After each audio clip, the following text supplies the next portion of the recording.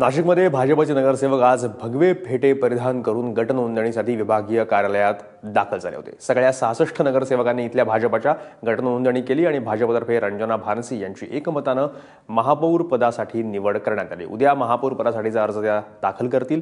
भाजपतर्फे उपमहापौर पदासाठी प्रथमेश गीते यांची निवड करण्यात आली आहे। शहराध्यक्ष आमदार बाळासाहेब सानप यांनी ही माहिती दिली आहे। नाशिक भाजपच्या इतिहासामधला आज एक सुवर्णक्षण लिहिला गेला। 122 सदस्यांच्या या महापालिकेत भाजपचे तब्बल 66 नगरसेवक निवडून आले होते आणि या सर्व सदस्यांची गटनोंदणी आज विभागीय आयुक्तालयात करण्यात आली आहे। आपण बघू शकतो महिलांची संख्या याच्यामध्ये सर्वाधिक आहे। खरं तर भाजप हा असा पक्ष म्हटला पाहिजे की ज्याच्यामध्ये यावेळेस नगरसेवकांपेक्षा नगरसेविकांचा समावेश जो आहे तो मोठ्या प्रमाणावर आहे। नगरसेवकांपेक्षाही महिला नगरसेविकांची संख्या यंदा अधिक असणार आहे आणि महापौर पदावरही महिला उमेदवार प्रबळ दावेदार मानले जात आहेत।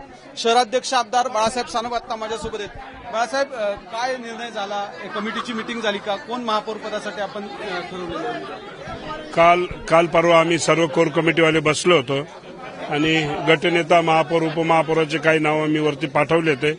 मुंबईची मीटिंग आज उद्या होणार आहे। आज सकाळीच माननीय प्रदेशाध्यक्षाकडे निरोप आला का महापालिकेचे गटनेते म्हणून संभाजी मोरजकर यांचं नाव निश्चित केलेलं आहे। त्या नावाची आज घोषणा केली आणि आज गटाचं रजिस्ट्रेशन केलेलं आहे। महापौर पदासाठी रंजना भानसी यांचं नाव आहे। जवळजवळ सगळ्यांनी रिकमेंड केलेलं आहे आणि प्रथमेश गीते हे उपमहापौर पदासाठी बऱ्याच वरतून येईल निर्णय।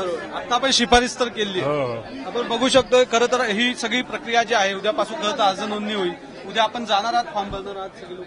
9 तारखेला फॉर्म भरणार। आपण बघू शकतोय खरं तर ही आता औपचारिकता राहिली आहे की भाजपचा महापौर नाशिकमध्ये बसणं आणि रंजना भानसी यांचं नाव जवळजवळ निश्चित असल्याचं मानलं जात आहे। खरं तर भाजपच्या कार्यकर्त्यांसाठी हा ऐतिहासिक क्षण आहे कारण नाशिकमध्ये पहिल्यांदा एखाद्या पक्षाला स्पष्ट बहुमत मिळतंय आणि ही गटनोंदणी ही भाजपसाठीचा फार मोठा क्षण आहे। कॅमेरामन किरण कटारेसह सागर वैद्य, एबीपी माझा, नाशिक।